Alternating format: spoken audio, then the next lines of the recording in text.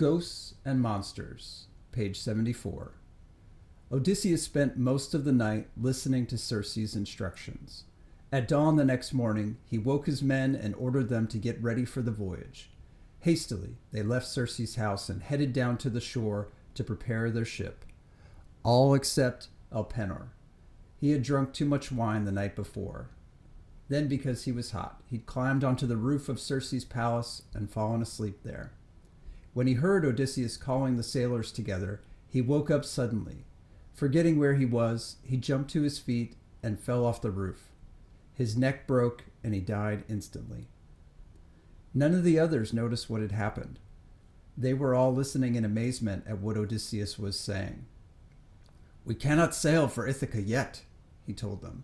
"First, we have to go to the land of the dead to ask advice from the prophet Tiresias." The sailors were afraid, but they obeyed his orders. As they pushed their ship out into the water, Circe came down to the shore with a ram and a black ewe. "Remember," she said to Odysseus, "you must sail until you find a grove of poplars and long-leaved willow trees. When you see that, you must walk inland and sacrifice these animals where the two rivers meet, as I told you." She drove the sheep on board and then lifted her staff and waved it in the air, calling up the north winds they needed. All day they sailed across the wine-dark sea. As night fell, they reached a wild coast and saw a single grove of poplars and willows, exactly as Circe had foretold. Pulling their ship onto the beach, they walked inland, driving the sheep ahead of them. Soon they saw a steep, rocky pinnacle looming up in the darkness. That marked the place where the river of flaming fire joined the river of lamentation. Together, they flowed into the great black Acheron that ran through the land of the dead. "This is where we must sacrifice the sheep," Odysseus said. "When they smell the blood, the souls of the dead will rise up to meet us, and we will ask them to bring Tiresias." Following Circe's instructions, he poured honey and milk into a trench, adding wine and water and grains of barley. Then he sacrificed the sheep and drew his sword. The souls of the dead came fluttering up from the underworld with hollow, eerie cries. Thousands of them flocked around Odysseus as he stood shivering on the edge of the trench. The ghosts of young men and girls floated next to battle-scarred warriors. Old men with gray hair brushed against newly married brides. They jostled together, vying for Odysseus's attention. He scanned their insubstantial faces, and suddenly he recognized one. "Elpenor, how can you be here, among the dead?" "I fell from the roof and broke my neck," Elpenor said mournfully. "My body is lying behind Circe's palace. Please go back and give me a proper funeral." "I will," promised Odysseus, "but first I must speak to the prophet Tiresias." "There he is," Elpenor said, "coming toward us now." Odysseus turned and saw the shade of an old blind prophet rising through the darkness. He stepped forward respectfully, waiting for Tiresias to speak. "Noble Odysseus," said Tiresias, "I know your heart's desire is to return to Ithaca, but you have angered Poseidon. Because you blinded the Cyclops, his son, he will make your journey as difficult as he can." "Are you saying we shall never reach home?" Odysseus cried. "There is a chance for you all," Tiresias said, "but only if you keep your men under control. When you reach the island of Thrinacia, don't let your men touch the sun god's cattle. If they hurt those cattle, your ship will be lost, and all your sailors too." "What about me?" said Odysseus. "You may survive, but if you do, I prophesy that it will be many years before you reach Ithaca, and when you do, you will enter your house in rags and find it full of trouble." "Will Poseidon be satisfied with that?" Odysseus asked. Tiresias shook his great head sadly. "If you want to be free of Poseidon's curse, you must make another journey. Travel inland with an oar over your shoulder until you are far away from the sea.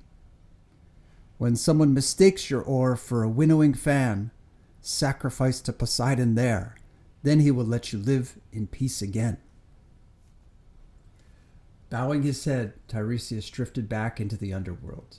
Then all the other shades swirled around Odysseus in a cloud of familiar and unfamiliar faces, chanting their stories to him. But the spirits of the dead cannot stay long in the world of the living. One by one they dwindled away until Odysseus and his men were on their own beside the thundering rivers. With heavy hearts they returned to their ship and let the wind carry them back to Circe's island. There at dawn they built a funeral pyre for their friend Elpenor and cremated him with all his weapons. When his ashes were cold, they built a mound on the seashore so that his name would never be forgotten. After the funeral, Circe and her handmaidens came down to the shore, carrying bread and meat and sparkling red wine. "You are heroes," Circe said. "You have been to the land of the dead and back again. Spend the rest of the day here, feasting with me, and I will tell you about all the dangers ahead, so that you are ready to face them when you sail tomorrow." All day they feasted until sunset. As night began to fall, the sailors settled down to sleep beside the ship. Then Circe took Odysseus by the hand and led him to a place where they could talk privately. "You are going to sail into many dangers," she said. "First you will come to the sirens, whose song drives men mad with longing. If you succeed in passing them, you will reach the wandering rocks. They wreck every ship that approaches. You must avoid them, but you can only do that by facing a terrible choice. Listen carefully to everything I tell you, Odysseus." Far into the night they sat together, and Circe talked on and on, warning Odysseus about what lay ahead. In the morning, Odysseus woke his men and ordered them onto the ship. Circe gave them a favorable wind, and they set sail immediately. When they were safely out to sea, Odysseus told them the first of Circe's warning. "A great danger lies ahead of us," he said. "Soon we will come to a place where the sirens sing. Everyone who hears them wants to go on listening forever. Unless you close your ears to the sound, you will never reach home, never see your wives and children again." He lifted a ball of beeswax that Circe had given him, working it with his fingers as he spoke. "I shall block your ears with this to protect you, but not my own. I am determined to hear the sirens sing, and Circe has told me that the only way to do that safely.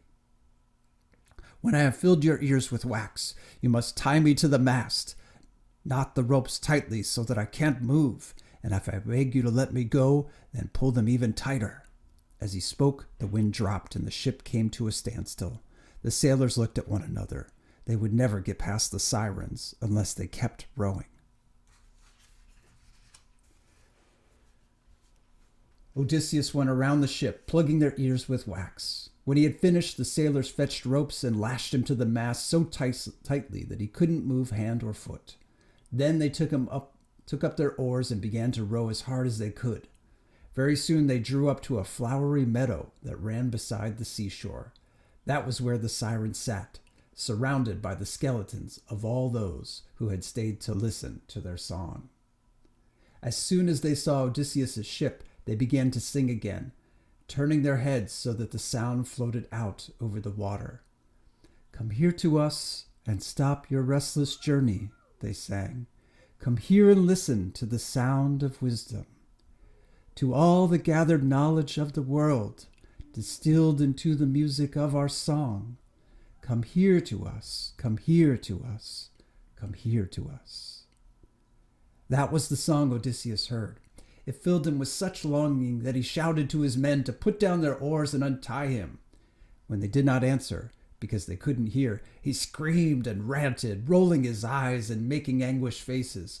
"Undo the ropes!" he shrieked. "Everything I said before was nonsense. Everything is nonsense, except the siren's song. Stop rowing! Let me go to them." If he'd been free, he would have jumped overboard and swum to the shore, but he couldn't move, and the sailors obeyed the instructions he'd given them. 2 men jumped up and tightened the cords that held him to the mast. The others kept rowing, pulling with all their strength. Some of them were tempted to stop and unblock their ears. They had been away from home for more than 10 years now, and Ithaca seemed very far away, but they were faithful to Odysseus' orders. Closing their eyes to shut out the sight of his desperation, desperate, yearning face, they leaned into their oars and pulled and pulled and pulled. For more than 10 years, Penelope had been staring at the horizon, watching for Odysseus' ships. How long could a loyal wife wait? Suppose he never comes back? Now people were asking the question openly. All over Ithaca and beyond, men talked about beautiful, wise Penelope and wondered who would be her second husband. The only person who never wondered was Penelope herself. "I am Odysseus' wife," she said, "and I am Telemachus' mother. I will not even think of marrying again until Telemachus is a man." Her determination kept the suitors away for the time being, but still there was no sign of the 12 long ships that had sailed to Troy, and Telemachus kept on growing. Out on the wine-dark sea, the one remaining ship sailed on, away from the land of the sirens. As soon as their song faded away in the distance, Odysseus stopped shouting and struggling. When the sailors saw that, they jumped up and ran to untie him, pulling the wax out of their ears. "Thank you for your loyalty," Odysseus said. "You are faithful friends. Now I must tell you." But before he could finish, a great cloud of spray erupted ahead of them, shooting into the sky. There was a thunderous crash of water breaking against rocks. The sailors gasped in terror, and Odysseus stared at the spray with Circe's next warning echoing in his head. "If you succeed in passing the sirens, you will reach the wandering rocks. They wreck every ship that approaches. You must avoid them, but you can only do that by facing a terrible choice."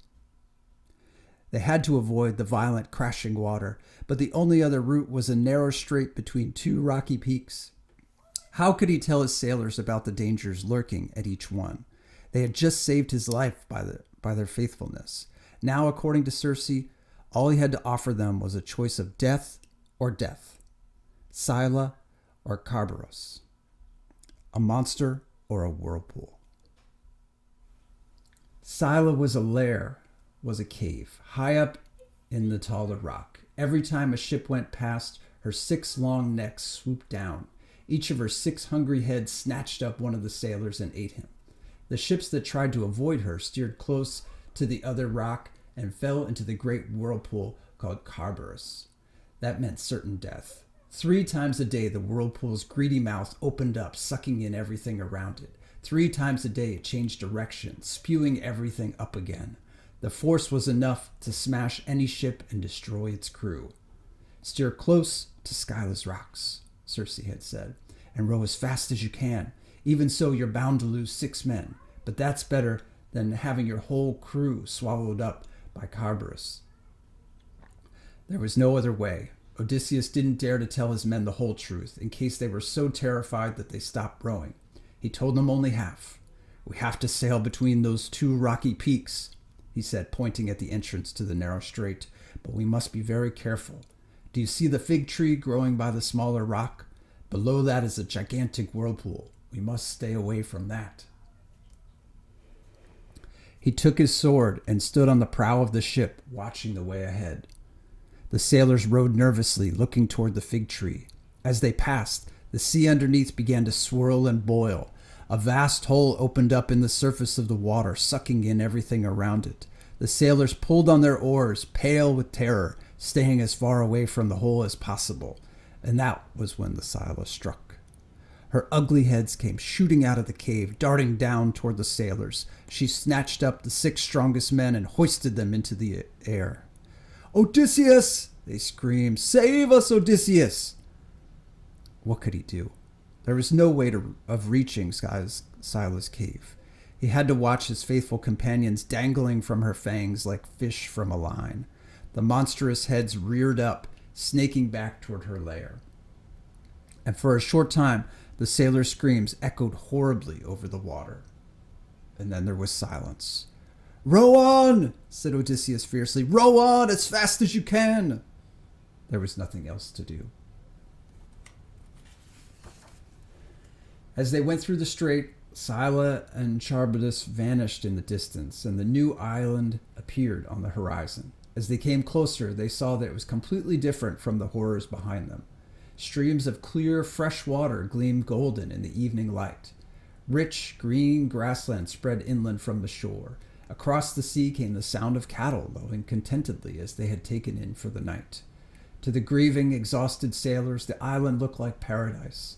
They imagined themselves rowing ashore, and they could almost smell the wonderful scent of freshly roasted meat. But Odysseus remembered the words of the blind prophet Tiresias in the land of the dead. "When you reach the island of Thrinacia, don't let your men touch the sun god's cattle. If they hurt those cattle, your ship will be lost, and all your sailors too." Listening to the sound of the cattle across the water, he guessed that the island ahead was Thrinacia. "We mustn't land here," he said. "Tiresias warned me about this place, and so did Circe. It belongs to the sun god. We must find somewhere else to anchor." There was an uproar. "Are you made of iron?" Eurylochus said.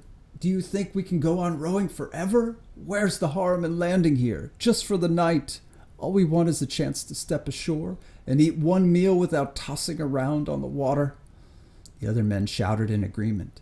They insisted that Odysseus change his mind and let them spend the night on dry land. At last, he nodded reluctantly.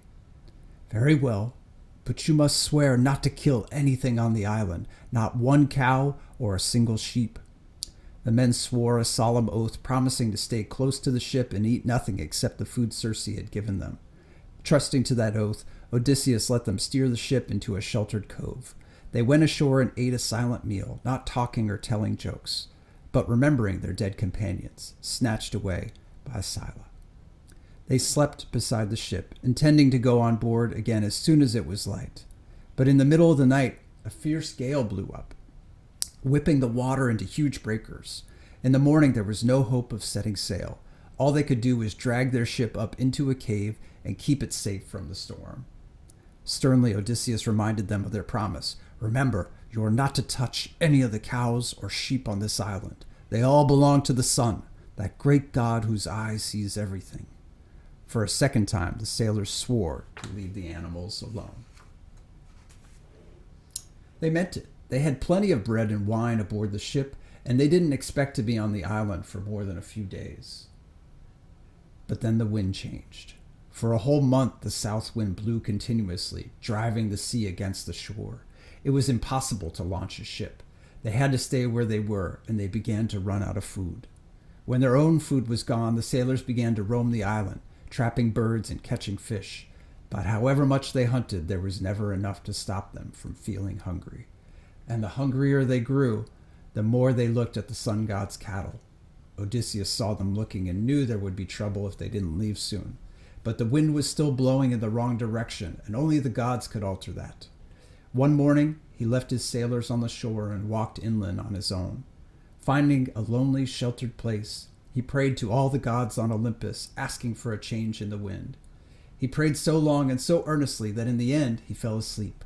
In that hidden place, out of reach of the wind, he slept peacefully for several hours. Back on the beach, the sailors were muttering together while he slept. "We can't go on like this," Eurylochus said. "Odysseus threatens us with disaster if we touch the sun god's cattle, but what's more disastrous than starving to death? If we don't eat soon, we'll be too weak to sail away, even if the wind does change." The sailors hesitated, remembering their oath. Eurylochus argued harder to persuade them. "Let's choose the best of these cows and sacrifice them to the gods. Then we'll have plenty of meat to eat. If we get back to Ithaca afterward, we'll build a splendid temple for the sun god to repay him for his cattle."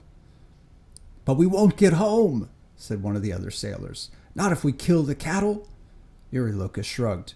"Wouldn't you rather drown than starve to death?" That convinced the others. As soon as he finished speaking, they rounded up the best cattle and sacrificed them ceremoniously. Then they built a fire on the beach to roast the meat. High on Mount Olympus, the gods heard the angry voice of Hyperion, the sun god. "Oh, Father Zeus," he cried, "Odysseus's men have killed my beautiful cattle. Give me revenge. Otherwise I'll go down to the land of the dead and shine there, leaving the world dark forever." "Peace, Hyperion," said Zeus, the cloud gatherer. "Stay where you are and leave those cattle murderers to me. As soon as their ship is out at sea, I will strike it with a lightning bolt and smash it to pieces." When Odysseus woke up, he started back toward the beach. He hadn't gone very far when he smelled the scent of roasting meat. He guessed what had happened, and he ran the rest of the way. "What have you done?" he shouted. "Do you think the gods are blind?" The guilty sailors hung their heads, but the harm was done. It was too late to bring the cows back to life. All they could do was wait for the gods to punish them. They were surrounded by terrifying sights. The empty cowhides hunched themselves up and crawled about on the beach. The meat that was roasting on spits bellowed over the fire, and from all sides, day and night, came the baleful lowing of ghostly cattle. For 6 days, the sailors had to live with what they had done, eating the stolen meat and waiting for the justice of the gods. On the 7th day, the south wind dropped at last. Pushing their ship into the water, they embarked as fast as they could, rowing away from the beach with all their strength. Very quickly, the island disappeared over the horizon. But they couldn't escape the anger of Zeus. When they were out in the open sea, a black cloud appeared from nowhere and settled over their ship. All around them, sunlight glinted on the water, but their ship was in darkness, overshadowed by the cloud. Then, without warning, a savage wind roared from the west. It hit the ship like a hurricane, snapping both foresails. The mast came crashing down in a tangle of sails and rigging, breaking the helmsman's skull. As he slid overboard, there was a great crack of thunder. A bolt of lightning shook the ship, and everyone was thrown into the sea. The sailors had no chance of surviving in the wild water. One by one, they were overwhelmed by the waves until their bodies floated around the ruined hull like a flock of seabirds. There would be no joyful homecoming for any of them. Their voyage was over, forever. Only Odysseus managed to stay alive. As the waves tore the ship apart, he seized a leather rope and tied the mast and the keelboard together. Clinging tightly to those 2 pieces of wood, he kept himself afloat as the hurricane drove him through the water. But he couldn't steer his makeshift raft. All night he was thrown from one wave to another, helpless as the wind blew him back towards Scylla and Charybdis. When dawn spread her rosy fingers across the sky, Odysseus was in the narrow strait again, being swept toward the 2 sharp rocks. The water below the fig tree was beginning to spin as Charybdis prepared to open its greedy mouth. Odysseus had no way of avoiding the whirlpool. There was only one possible way of escape, if he was brave enough to take it. As his tiny raft reached the fig tree, he stood up and grabbed at its nearest branch, high above his head. His hands closed around it, but without a foothold, he couldn't swing himself up to the tree. All he could do was cling on, hanging by his arms.